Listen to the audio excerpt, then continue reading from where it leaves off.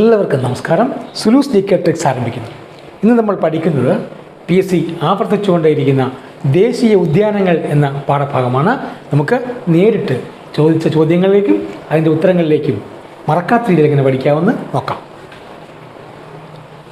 1. ഇന്ത്യയിലെ ആകെ ദേശീയ ഉദ്യാനങ്ങൾ എത്ര? 106. ഇന്ത്യയിലെ ആകെ ദേശീയ ഉദ്യാനങ്ങൾ 106. നിങ്ങൾക്കറിയാവുന്ന ഒരു കാര്യം ഞാൻ പറയാം. നമ്മുടെ രാജ്യത്ത് അല്ലെങ്കിൽ ഭാരതത്തിൻ്റെ ഉപനിഷത്തുകളുടെ എണ്ണം എത്രയാണ്? 108. ഉപനിഷത്തുകൾ 108ആണ്. അത് അറിവിൻ്റെ സാഗരങ്ങളാണ്. ഉപനിഷത്തുകൾ പോലെ തന്നെയുള്ള അറിവിൻ്റെ സാഗരങ്ങളാണ് നമ്മുടെ 106 ദേശീയ ഉദ്യാനങ്ങൾ. പ്രകൃതിയെ അറിയാനുള്ള അറിവിൻ്റെ സാഗരങ്ങളാണ് ദേശീയ ഉദ്യാനങ്ങൾ. അത് 106. ഉപനിഷത്തുകൾ 108, ദേശീയ ഉദ്യാനങ്ങൾ 106. മറക്കണം. 2. ഇന്ത്യയിലെ ആദ്യത്തെ national park gym Corbett National park. Gym Corbett National park Uttarakhand. അതാണ് ഇന്ത്യയിലെ ആദ്യത്തെ നാഷണൽ പാർക്ക്. 1936 ഉണ്ടായതാണ്. 1936 ബ്രിട്ടീഷ് റൂളിൻ്റെ കാലത്ത് ഉണ്ടായ നാഷണൽ പാർക്കാണ് ഉത്തരാഖണ്ഡിലെ gym Corbett National park. Gym Corbett National park സ്ഥിതി ചെയ്യുന്ന സംസ്ഥാനം ഉത്തരാഖണ്ഡ്. ഞാൻ സൂചിപ്പിച്ചു കഴിഞ്ഞു, ഉത്തരാഖണ്ഡിലാണ് ജിം കോർബറ്റ് നാഷണൽ പാർക്ക് സ്ഥിതി ചെയ്യുന്നത്. ജിം കോർബറ്റിൽ സംരക്ഷിക്കപ്പെടുന്ന പ്രധാന വന്യമൃഗം ബംഗാൾ കടുവ. ബംഗാൾ ടൈഗർ എന്നറിയപ്പെടുന്ന ബംഗാൾ കടുവയാണ് ജിം കോർബറ്റ് നാഷണൽ പാർക്കിൽ പ്രധാനമായും സംരക്ഷിക്കപ്പെടുന്ന വന്യമൃഗം. ഇതാണ് കോഡ്. ഉത്തര ജിമ്മിലെ ഉദ്യാനത്തിൽ കടുവയെ വളർത്തുന്നു. ഉത്തര ജിമ്മിലെ ഉദ്യാനത്തിൽ കടുവയെ വളർത്തുന്നു. ഉത്തര എന്ന് പറഞ്ഞാൽ ഉത്തരാഖണ്ഡ്, ജിമ്മ് എന്ന് പറഞ്ഞാൽ ജിം കോർബറ്റ് നാഷണൽ പാർക്ക്, കടുവ എന്ന് പറഞ്ഞാൽ ജിം കോർബറ്റ് നാഷണൽ പാർക്കിൽ പ്രധാനമായും സംരക്ഷിക്കപ്പെടുന്ന വന്യമൃഗം കടുവ. കോഡ് പഠിച്ചോളൂ, 1 മാർക്ക് കയ്യിൽ. ജിം കോർബറ്റ് ദേശീയോദ്യാനത്തിൻ്റെ ആദ്യ പേര് ഹെയ്ലി ദേശീയോദ്യാനം. 1954-55 രാംഗംഗ. ഇപ്പോൾ ഉത്തരാഖണ്ഡിൽ സ്ഥിതി ചെയ്യുന്ന നമ്മുടെ ജിം കോർബറ്റ് നാഷണൽ പാർക്ക്, അത് 1936 ഉണ്ടാകുന്ന കാലത്ത് യുണൈറ്റഡ് പ്രൊവിൻസസ് എന്ന് പറയുന്ന ബ്രിട്ടീഷ് രാജ്യത്തിലുള്ള ബ്രിട്ടീഷ് ഇന്ത്യയുടെ ഭാഗമായിരുന്ന യുണൈറ്റഡ് പ്രൊവിൻസസിലാണ് ജിം കോർബറ്റ് നാഷണൽ പാർക്ക് ഉണ്ടാകുന്നത്. അന്ന് ഈ പാർക്ക് ഉണ്ടാകുന്ന സമയത്ത് അന്ന് അവിടുത്തെ ഗവർണറായിരുന്ന ആളുടെ പേരാണ് ഹെയ്ലി. ആ ഹെയ്ലിയുടെ പേരിലാണ് ഈ പാർക്ക് തുടങ്ങുന്നത്. എന്നാൽ നമ്മുടെ സ്വാതന്ത്ര്യം കിട്ടിയതിന് ശേഷം നമ്മൾ 54-55 ചെറിയ കാലഘട്ടത്തിൽ ഈ പാർക്കിൻ്റെ പേര് എന്താക്കിയിരുന്നു? രാംഗംഗ എന്നാക്കിയിരുന്നു. എന്നാൽ ഇപ്പോൾ ഈ പാർക്ക് അറിയപ്പെടുന്നത് ജിം കോർബറ്റ് എന്ന് പറയുന്ന പരിസ്ഥിതി പ്രവർത്തകൻ്റെ പേരിലാണ്. ഓക്കെ. ഇന്ത്യയിലെ ഏറ്റവും വലിയ ദേശീയോദ്യാനം ഹെമീസ് നാഷണൽ പാർക്ക്, ലഡാക്ക്. ലഡാക്ക് നമുക്കറിയാം, കേന്ദ്രഭരണ പ്രദേശമാണ്, മഞ്ഞുമൂടിയ പ്രദേശമാണ്. അവിടുത്തെ നാഷണൽ പാർക്കിൻ്റെ പേരാണ് ഹെമീസ് നാഷണൽ പാർക്ക്. അതാണ് ഇന്ത്യയിലെ ഏറ്റവും വലിയ national park, Hemis National Park, Ladakh. ഹിമപ്പുലി പ്രധാനമായും സംരക്ഷിക്കപ്പെടുന്ന ദേശീയോദ്യാനം ഹെമീസ് നാഷണൽ പാർക്ക്. ഇപ്പോൾ ലഡാക്കിൽ മഞ്ഞാന്ന് നമുക്കറിയാം. മഞ്ഞിലെ പുലി, മഞ്ഞുപുലി അഥവാ ഹിമപ്പുലി. ഹിമപ്പുലി പ്രധാനമായും സംരക്ഷിക്കപ്പെടുന്ന ദേശീയോദ്യാനം ഹെമീസ് നാഷണൽ പാർക്ക്, ലഡാക്ക്. ഇതാണ് കോഡ്. ലഡാക്കിലെ വലിയ മഞ്ഞിൽ പുലിപ്പുറത്ത് ഹേമ. ലഡാക്കിലെ വലിയ മഞ്ഞിൽ പുലിപ്പുറത്ത് ഹേമ. ലഡാക്ക് എന്ന് പറഞ്ഞാൽ ലഡാക്ക്. വലിയ എന്ന് പറഞ്ഞാൽ ഇന്ത്യയിലെ ഏറ്റവും വലിയ നാഷണൽ പാർക്ക് ലഡാക്കിലെ ഹെമീസ്. വലിയ എന്ന് പറഞ്ഞാൽ ഇന്ത്യയിലെ ഏറ്റവും വലിയ. മഞ്ഞിൽ പുലിപ്പുറത്തെന്ന് പറഞ്ഞാൽ പുലി. മഞ്ഞിൽ പുലി എന്ന് പറഞ്ഞാൽ മഞ്ഞുപുലി അഥവാ ഹിമപ്പുലി. ഹിമപ്പുലി അഥവാ മഞ്ഞുപുലിയാണ് ഹെമീസ് നാഷണൽ പാർക്കിൽ പ്രധാനമായും സംരക്ഷിക്കപ്പെടുന്ന വന്യജീവി. ഹിമപ്പുലി അഥവാ മഞ്ഞുപുലി. മഞ്ഞുപുലി അഥവാ ഹിമപ്പുലി. ഹേമ എന്ന് പറഞ്ഞാൽ ഹെമീസ് നാഷണൽ പാർക്ക്. ഹേമ എന്ന് പറഞ്ഞാൽ ഹെമീസ് നാഷണൽ പാർക്ക്. ഇന്ത്യയിലെ ഏറ്റവും ചെറിയ ദേശീയോദ്യാനം South Button Island National Park, Andaman and Nicobar Islands. നമ്മുടെ തൊട്ടടുത്തുള്ള ആൻഡമാൻ ആൻഡ് നിക്കോബാർ ഐലൻഡ്സിലെ സൗത്ത് ബട്ടൺ ഐലൻഡ് നാഷണൽ പാർക്കാണ് ഇന്ത്യയിലെ ഏറ്റവും ചെറിയ നാഷണൽ പാർക്ക്.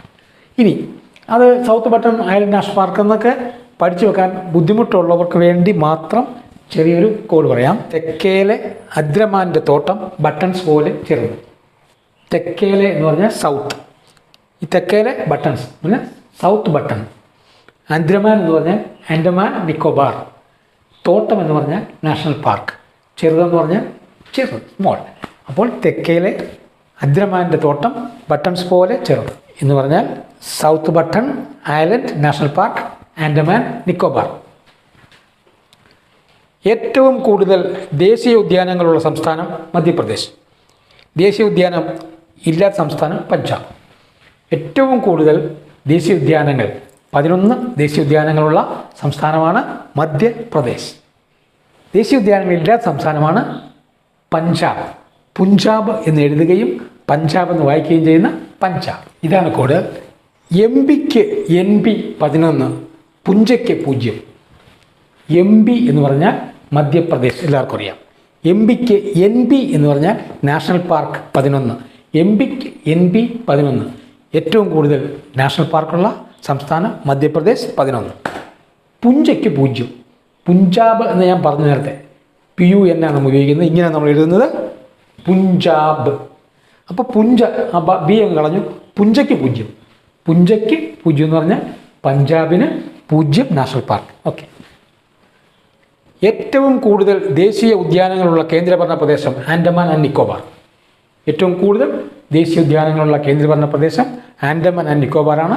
നമ്മൾ ഇനിയും ഒരു ദേശീയ ഉദ്യാനം കൂടെ ആൻഡമാൻ ആൻഡ് നിക്കോബാറിൽ പഠിക്കാൻ പ്രധാനമായിട്ടുണ്ട്.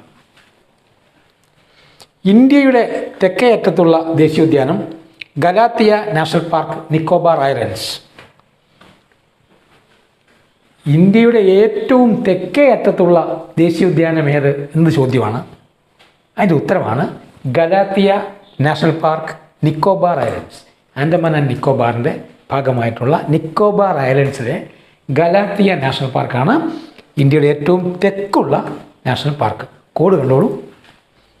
നിക്കറിട്ട ബാറിൽ കലത്തിലായി തെക്കിൻ്റെ ഉദ്യാനം. നിക്കറിട്ട ബാറിൽ കലത്തിലായി തെക്കിൻ്റെ ഉദ്യാനം.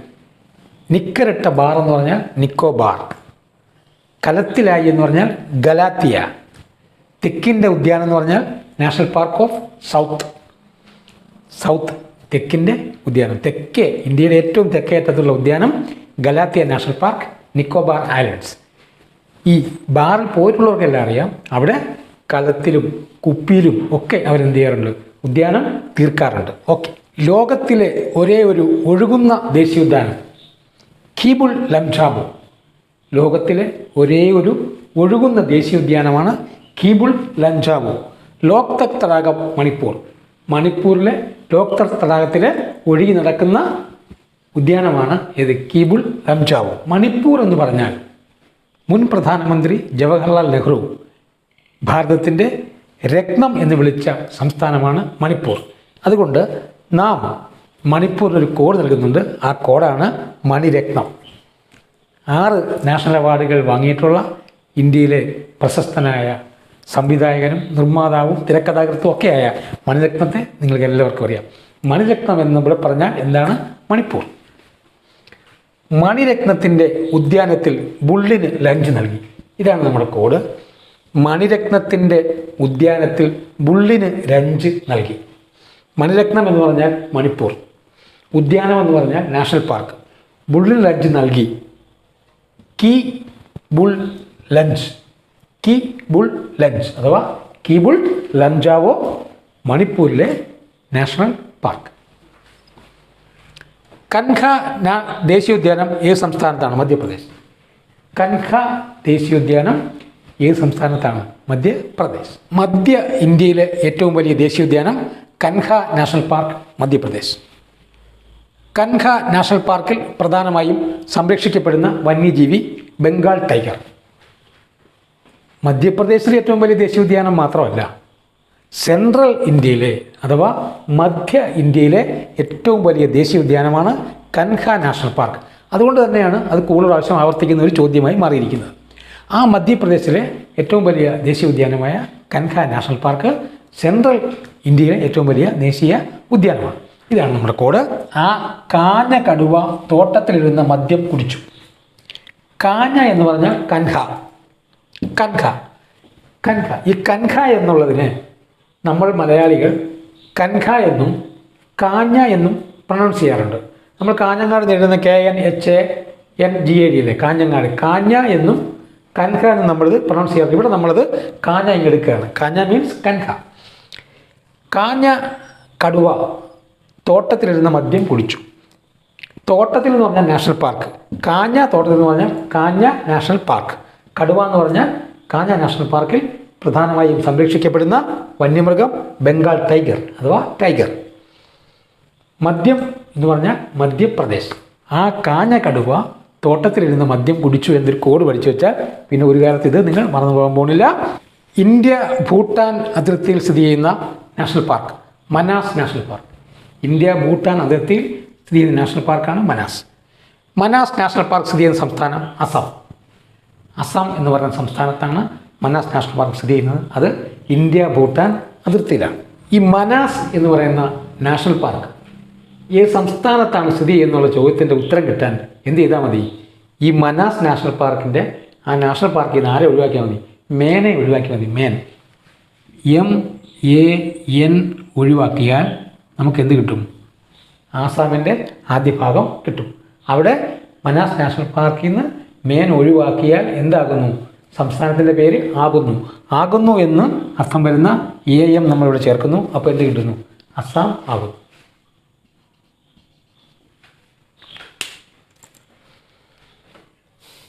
അസം ആകുന്നു. ഏഷ്യൻ സിംഹങ്ങൾ സംരക്ഷിക്കപ്പെടുന്ന ഏക ദേശീയോദ്യാനം gear national park, Junagadh, Gujarat. എല്ലാവർക്കും അറിയാവുന്ന ഒരു ഉത്തരമാണ്. ഏഷ്യൻ സിംഹങ്ങൾ സംരക്ഷിക്കപ്പെടുന്ന ദേശീയോദ്യാനം ഗുജറാത്തിലെ ഗിർ നാഷണൽ പാർക്കാണ്. ഗിർ എന്ന് പറയുന്നത് എന്താണ്?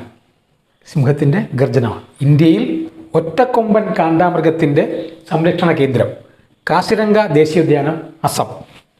അസമിലെ കാസിരംഗ ദേശീയോദ്യാനത്തിലാണ് നമ്മുടെ രാജ്യത്ത് ഒറ്റക്കൊമ്പൻ കാണ്ടാമൃഗത്തെ സംരക്ഷിക്കുന്നത്. രംഗണ്ണൻ അസമിൽ ഒറ്റക്കൊമ്പൻ റൈനോ. റൈനോ എന്ന് പറഞ്ഞാൽ അറിയാലോ, കാണ്ടാമൃഗം. രംഗണ്ണൻ നമ്മുടെ ആവേശത്തിലെ രംഗണ്ണൻ. രംഗണ്ണൻ അസമിൽ ഒറ്റക്കൊമ്പൻ റൈനോ. പഠിച്ചു വെച്ചോളൂ, 1 മാർക്ക് പോക്കറ്റ്. രംഗണ്ണൻ എന്ന് പറഞ്ഞാൽ കാസിരംഗ നാഷണൽ പാർക്ക്, അസമിൽ ഒറ്റക്കൊമ്പൻ റൈനോ. ഒറ്റക്കൊമ്പൻ റൈനോ എന്ന് പറഞ്ഞാൽ ഒറ്റക്കൊമ്പൻ കാണ്ടാമൃഗം. കാശ്മീരി മാനുകളെ സംരക്ഷിക്കുന്ന ദേശീയോദ്യാനം ദച്ചിംഗാം ദേശീയോദ്യാനം, ശ്രീനഗർ. ശ്രീനഗറിലെ ദച്ചിംഗാം ദേശീയോദ്യാനമാണ് കാശ്മീരി മാനുകളെ സംരക്ഷിക്കുന്ന ദേശീയോദ്യാനം. അതിന് പ്രത്യേകത ഇവിടെ ഉണ്ട് ദച്ചിംഗാമിന്. അതെന്താണ്? ഇന്ത്യയുടെ ഏറ്റവും വടക്കേ അറ്റത്തുള്ള ദേശീയോദ്യാനം ഏത് എന്ന ചോദ്യത്തിൻ്റെ ഉത്തരം ദച്ചിംഗാം ദേശീയോദ്യാനം, ശ്രീനഗർ. ഓക്കെ, ഇനി നമുക്ക് ഈ ദച്ചിംഗാമിൻ്റെ ഈ DA അങ്ങ് മായ്ച്ചു കളഞ്ഞാൽ എന്ത് കിട്ടും? ചിങ്ങം എന്ന് കിട്ടും. ചിങ്ങം. ചിങ്ങത്തിൽ കാശ്മീരി മാൻ ശ്രീനഗറിൽ തുള്ളിച്ചാടും. ഇതാണ് നമ്മുടെ ഒരു കോഡ്. ചിങ്ങത്തിൽ കാശ്മീരി മാൻ ശ്രീനഗറിൽ തുള്ളിച്ചാടും. ഓർത്തു വെച്ചോ. ലവണജല തടാകങ്ങളിൽ അഴിമുഖങ്ങളിൽ മാത്രം കണ്ടുവരുന്ന മുതലകളുടെ ഇന്ത്യയിലെ ഏറ്റവും വലിയ ആവാസ കേന്ദ്രം ഭിത്താർകനിക ദേശീയോദ്യാനം, ഒഡീഷ. ഒഡീഷയിലെ ഭിത്താർകനിക ദേശീയോദ്യാനമാണ് ഇന്ത്യയിലെ മുതലകളുടെ സംരക്ഷണ കേന്ദ്രം. ഇതാണ് കോഡ്. ഉദ്യാനത്തിൽ ഓടി ക്ഷീണിച്ച മുതലകളെ താറിലിരുന്ന് കണ്ട് കനിഹ. കനിഹ എന്ന് പറയുന്ന സിനിമ നടി എല്ലാവർക്കും അറിയാം. താർ എന്ന് പറയുന്ന മഹീന്ദ്രയുടെ ജീപ്പും എല്ലാവർക്കും അറിയാം. അപ്പോൾ മുതലകളിങ്ങനെ ഓടിക്കളിക്കുകയാണ് ഇവിടെ നമ്മുടെ ഭിത്താർകനിക നാഷണൽ പാർക്കിൽ. അങ്ങനെ ഭിത്താർകനിക നാഷണൽ പാർക്കിൽ ഓടി ക്ഷീണിച്ച മുതലകളെ, ഓടി ക്ഷീണിച്ച എന്ന് പറഞ്ഞാൽ ഒഡീഷ. നമ്മൾ നേരത്തെ പഠിച്ചിട്ടുണ്ട്. ഓടി ക്ഷീണിച്ച എന്ന് പറഞ്ഞാൽ ഒഡീഷ. ഒഡീഷയിലെ ഭിത്താർകനിക, ഭിത്താർകനിക താറിൽ ഇരുന്ന് കണ്ടു കനിഹ എന്ന് പറഞ്ഞാൽ നമ്മൾ ഉദ്ദേശിക്കുന്നത് ഭിത്താർകനിക നാഷണൽ പാർക്കിൽ എന്താണ് മുതലകളെ സംരക്ഷിക്കുന്നത്. ഭിത്താർകനിക നാഷണൽ പാർക്കിലാണ് മുതലകളെ സംരക്ഷിക്കുന്നത്. ഓക്കെ, ഇന്ത്യയിലെ ആദ്യത്തെ ബട്ടർഫ്ലൈ പാർക്ക് ബന്നാർഘട്ട, കർണാടക. ബന്നാർഘട്ട. ഇന്ത്യയിലെ ആദ്യത്തെ ബട്ടർഫ്ലൈ പാർക്ക് ബന്നാർഘട്ട, കർണാടക. ഇന്ത്യയിലെ ആദ്യത്തെ ബട്ടർഫ്ലൈ പാർക്കും അതുപോലെ തന്നെ ഇന്ത്യയിലെ ആദ്യത്തെ ബട്ടർഫ്ലൈ നാഷണൽ പാർക്കും ഏതാണ്?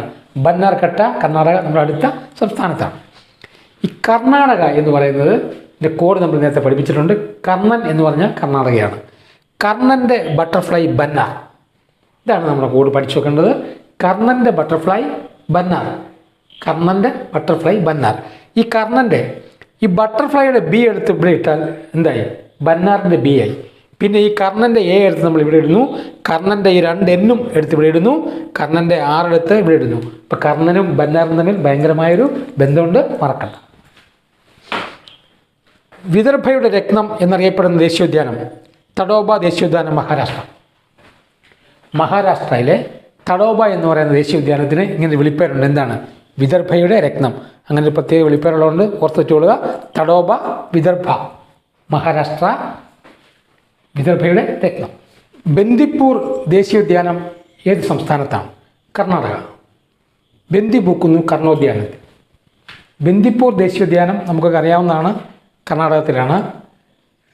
കർണാടക എന്നുള്ളതിൻ്റെ കോഡ് നമ്മൾ പഠിപ്പിച്ചു. കർണൻ. കർണൻ എന്ന് പറഞ്ഞാൽ കർണാടക. ബന്ദി പൂക്കുന്നു കർണോദ്യാനത്തിൽ, അതാണ് കോഡ്. ബന്ദി പൂക്കുന്നു കർണോദ്യാനത്തിൽ. ഉദ്യാനം means national park. Bandipur National Park. ബന്ദി പൂക്കുന്നു മീൻസ് ബന്ദിപ്പൂർ. ബംഗാളിലെ സുന്ദർബൻസ് ദേശീയോദ്യാനത്തിൽ സംരക്ഷിക്കപ്പെടുന്ന വന്യമൃഗം ബംഗാൾ കടുവ. ബംഗാൾ കടുവ അഥവാ ബംഗാൾ ടൈഗർ എന്നറിയപ്പെടുന്ന വന്യമൃഗം സംരക്ഷിക്കപ്പെടുന്നത് സുന്ദർബൻസ് എന്ന് പറയുന്ന നാഷണൽ പാർക്കിലാണ്. പശ്ചിമ ബംഗാളിലെ സുന്ദർബൻസ് ദേശീയോദ്യാനം. അതൊരു കണ്ടൽക്കാടാണ്. ആ കണ്ടൽക്കാട്ടിലാണ് എന്തുള്ളത്? ബംഗാൾ ടൈഗർ ഉള്ളത്. സുന്ദരവനത്തിൽ സുന്ദരിക്ക് കൂട്ട് കടുവച്ചേട്ടൻ. ഇതാണ് നമ്മുടെ കോഡ്. സുന്ദരവനത്തിൽ സുന്ദരിക്ക് കൂട്ട് കടുവച്ചേട്ടൻ. അതിനൊരു പ്രത്യേകതയുണ്ട്. സുന്ദരി എന്ന് പറയുന്ന പേരിൽ ഉള്ള കണ്ടൽക്കാടുകളാണ് സുന്ദർബൻസിൽ കൂടുതലായിട്ടുള്ളത്. സുന്ദരി എന്നാണ് ആ കണ്ടൽക്കാടിൻ്റെ പേര്. അങ്ങനെയാണ് ഈ സുന്ദർബൻസ് എന്ന് പറയുന്ന ഈ കണ്ടൽക്കാടിന് സുന്ദർബൻസ് എന്ന് പേര് വരാൻ കാരണം സുന്ദരി എന്നു പേരുള്ള കണ്ടൽക്കാടുകളാണ്. ആ സുന്ദരിക്ക് ആരാണ് കൂട്ട്? സുന്ദരിക്ക് കൂട്ട് കടുവച്ചേട്ടനാണ്. കടുവച്ചേട്ടനാണ് കൂട്ട്. ഇന്ത്യയുടെ ഏറ്റവും കിഴക്കേ അറ്റത്ത് സ്ഥിതി ചെയ്യുന്ന ദേശീയോദ്യാനം നംദഫ ദേശീയോദ്യാനം, അരുണാചൽ പ്രദേശ്. അരുണാചൽ പ്രദേശാണല്ലോ ഇന്ത്യയുടെ ഏറ്റവും കിഴക്കേ അറ്റത്തുള്ള സംസ്ഥാനം. അവിടുത്തെ ദേശീയോദ്യാനമാണ് നംദഫ ദേശീയോദ്യാനം. ആ ദേശീയോദ്യാനമാണ് നമ്മുടെ ഏറ്റവും കിഴക്കേ അറ്റത്തുള്ള ദേശീയോദ്യാനം. നംദഫ എന്നാണ് എഴുതുന്നത്. ഇത് ഓർത്തിരിക്കാൻ വേണ്ടി ഞാനൊരു കോഡ് പറയാം. അത് വർക്കൗട്ട് ആകുമെന്ന് നിങ്ങൾ ആലോചിച്ച് തീരുമാനിക്കുക. നന്ദനത്തിൽ ഭക്തയായ ബാലാമണിയുടെ കണ്ണനായി അരവിന്ദ്. നന്ദനം എന്ന് പറഞ്ഞ സിനിമ നിങ്ങൾ കണ്ടതായിരിക്കും, കാണാതിരിക്കാൻ സാധ്യതയില്ല. പൃഥ്വിരാജിൻ്റെ ആദ്യത്തെ സിനിമയാണ് നന്ദനം. ആ നന്ദനം എന്ന് പറയുന്ന സിനിമയിൽ ഭക്തയായ ബാലാമണി, ബാലാമണി കഥാപാത്രത്തിൻ്റെ പേരാണ്. നവ്യ നായരുടെ കഥാപാത്രമാണ് ബാലാമണി. കണ്ണനായി അരവിന്ദ്. ഭക്തയായ ബാലാമണിയുടെ കണ്ണനായിട്ട് അഭിനയിക്കുന്ന സിനിമാറിൻ്റെ പേര് അരവിന്ദ് എന്നാണ്. അപ്പം നന്ദനത്തിൽ ഭക്തയായ, ഈ നന്ദനത്തിൻ്റെ നന്ദായും ഭക്തയുടെ ഭായും കൂടെ ചേർത്ത് നമുക്ക് എന്ത് കിട്ടും? നന്ദഭ എന്ന് കിട്ടും. കിട്ടില്ലേ? നന്ദനത്തിൻ്റെ നന്ദായും ഈ ഭക്തയുടെ ഭായും കൂടെ ചേർത്ത് നമുക്ക് എന്ത് കിട്ടും? നന്ദഭ എന്ന് കിട്ടും. അരവിന്ദ് എന്ന് പറഞ്ഞാൽ അരുണാചൽ പ്രദേശിൻ്റെ ആദ്യ ഭാഗമാണ് അരവിന്ദ്. അരവിന്ദ് എന്ന നടനാണ് ആരായിട്ട് അഭിനയിച്ചത്? അതിനകത്ത് കൃഷ്ണനായിട്ട് അഭിനയിച്ചത്. ഓക്കെ. കാഞ്ചൻജുംഗ ദേശീയോദ്യാനം ഏത് സംസ്ഥാനത്താണ്? സിക്കിം. കാഞ്ചൻജുംഗാന്നും കാഞ്ചൻസുംഗാന്നും എഴുതാറുണ്ട്. നമ്മൾ സാധാരണ ഉപയോഗിക്കുന്നത് കാഞ്ചൻജുംഗ എന്നാണ്. പരീക്ഷയ്ക്ക് ചോദിക്കുന്നതും കാഞ്ചൻജുംഗ ദേശീയോദ്യാനം ഏത് സംസ്ഥാനത്ത് നിന്നാണ്? ഉത്തരം സിക്കിമാണ്. ഒരു സിമ്പിൾ കോഡ് പറയാം. കഞ്ചൻ തോട്ടം സിക്കിമിൽ. കുഞ്ഞു കോഡല്ലേ, എളുപ്പമല്ലേ പഠിക്കാൻ. കഞ്ചൻ തോട്ടം സിക്കിമിൽ. കഞ്ചൻ എന്ന് പറഞ്ഞാൽ കഞ്ചൻജുംഗ. തോട്ടം മീൻസ് നാഷണൽ പാർക്ക്, ദേശീയോദ്യാനം. സിക്കിമിലാണ് കഞ്ചൻജുംഗ നാഷണൽ പാർക്ക്. കേരളത്തിലെ ദേശീയോദ്യാനങ്ങൾ ഏതെല്ലാം? Eravikulam National Park, Periyar National Park, Anamudi Shola, Mathikettan Shola, Pambadum Shola, Silent Valley. ഇതാറ് നിങ്ങൾ പഠിച്ചിരിക്കണം. അത് തിരിച്ചു കുറച്ചൊക്കെ ചോദിക്കാറുണ്ട്. ഏതാ ഈ നാഷണൽ പാർക്ക്? നമ്മൾ മസ്റ്റായിട്ടും പഠിച്ചിരിക്കണം. ഈ 4 ഇരവികുളം, ആനമുടിച്ചോല, മതികെട്ടാൻ ചോല, പാമ്പാടും ചോല. അതിനൊരു കുഞ്ഞു കോഡ് പറയാം. പാമ്പായ ആനയെ കെട്ടാൻ രവി മതി. കുഞ്ഞു കോഡാണ്. പാമ്പായ ആന മദ്യം കുടിക്കുമെന്ന് നമുക്ക് എല്ലാവർക്കും അറിയാം. മദ്യം കണ്ടമാനം കുടിക്കുന്ന ആരും എന്താവും? പാമ്പാവും. അങ്ങനെ പാമ്പായ ആനയെ കെട്ടാൻ രവി മതി. പാമ്പായ മീൻസ് പാമ്പാടും ചോല. ആന മീൻസ് ആനമുടി ചോല. കെട്ടാൻ മതി means Mathikettan Shola. Ravi means Eravikulam National Park. 4 okay അല്ലേ? പിന്നെ ഉള്ളത് ഇതാണ്. ഇടുക്കിക്ക് പുറത്തുള്ള ഒരേ ഒരു ദേശീയോദ്യാനം ഈ 6 ദേശീയ ഉദ്യാനത്തിൽ 5 ഇടുക്കിയിലാണ്. ഇടുക്കി പുറത്തുള്ള ആര് മാത്രമേ ഉള്ളൂ? സൈലൻറ്റ് വാലി മാത്രമേ ഉള്ളൂ. അത് പാലക്കാടാണ്. കേരളത്തിലെ ആദ്യത്തെ ദേശീയ ഉദ്യാനം Eravikulam National park 1978. Eravikulam National park. മൂന്നാറിൽ പോയിട്ടുള്ള എല്ലാവരും എന്ത് കണ്ടിട്ടുണ്ട്? ഇരവികുളം നാഷണൽ പാർക്ക് കണ്ടിട്ടുണ്ട്. രാജമലയിൽ പോയിട്ടുണ്ട്. അവിടെ ആരെ കണ്ടിട്ടുണ്ട്? നമ്മുടെ നീലഗിരി താർ അഥവാ വരയാടെന്ന് പറയുന്ന ആടുകളെ കണ്ടിട്ടുണ്ട്. അതിൻ്റെ സംരക്ഷണാർത്ഥമാണ് ഈ പാർക്കുണ്ടാകുന്നത്. ഈ കേരളത്തിലെ ആദ്യത്തെ ദേശീയ ഉദ്യാനം ഏത് എന്ന ചോദ്യത്തിൻ്റെ ഉത്തരം കണ്ടുപിടിക്കാൻ ഒരു കുഞ്ഞു ട്രിക്ക് കാണിക്കാം. ഈ രവികുളം. ഇരവികുളം നമ്മളൊന്ന് സ്പ്ലിറ്റ് എഴുതുന്നു. ഈ രവികുളം. രവി എന്ന് പറഞ്ഞാൽ നമുക്കറിയാം മനുഷ്യന്മാരുടെ പേരാണ്. മനുഷ്യന്മാരുടെ പേരുള്ള ഒരേ ഒരു നാഷണൽ പാർക്കേ കേരളത്തിലുള്ളൂ. അതിൻ്റെ പേര് ഇരവികുളം എന്നാണ്. അതാണ് കേരളത്തിലെ ആദ്യത്തെ ദേശീയ ഉദ്യാനം. ഓക്കെ. ഇരവികുളം ദേശീയ ഉദ്യാനത്തിൽ സംരക്ഷിക്കപ്പെടുന്ന മൃഗം വരയാട്, നീലഗിരി താർ. ഞാൻ പറഞ്ഞു കഴിഞ്ഞു. വരയാട് അഥവാ നീലഗിരി താർ എന്നറിയപ്പെടുന്ന മൃഗമാണ് അവിടെ പ്രധാനമായും സംരക്ഷിക്കപ്പെടുന്നത്. 1978 ഈ പാർക്ക് ഉണ്ടാകുന്നത്. കേരളത്തിലെ ഏറ്റവും ചെറിയ ദേശീയോദ്യാനം പാമ്പാടി ചോല. മൂന്നാറിൽ പോയിട്ടുള്ളവരും മൂന്നാറിൽ പോയി ദേശീയോദ്യാനങ്ങൾ കണ്ടിട്ടുള്ളവർക്കും ഉണ്ടെങ്കിൽ അറിയാം. ആനമുടി ചോല, പാമ്പാടി ചോല, മതികെട്ടാൻ ചോല, ഇരവികുളം, ഇതെല്ലാം അടുത്തടുത്ത് തന്നെയാണ് ഈ പാർക്കുകളെല്ലാം. അപ്പോൾ അവിടെ ഏറ്റവും ചെറുത് ഏതാണ്? പാമ്പാടുന്ന ചോലയാണ്. ഏറ്റവും ചെറുത് പാമ്പാടും ചോലയാണ്. ഏറ്റവും വലുതിനെ സംബന്ധിച്ച് ചില അഭിപ്രായ വ്യത്യാസങ്ങളൊക്കെ ഉണ്ട്. PSC ചില ആൻസറിലൊക്കെ സൈലൻറ്റ് വാലി കൊടുത്തിട്ടുണ്ട്. പക്ഷേ അളവ് വെച്ച് നോക്കിയാൽ, കിലോമീറ്റർ സ്ക്വയർ വെച്ച് നോക്കിയാൽ പെരിയാറാണ് കേരളത്തിലെ ഏറ്റവും വലിയ ദേശീയ പാർക്ക് അഥവാ കേരളത്തിലെ ഏറ്റവും വലിയ ദേശീയ ഉദ്യാനം. ഏരിയ വെച്ച് അളവിൽ പറഞ്ഞാൽ ആരാണ്?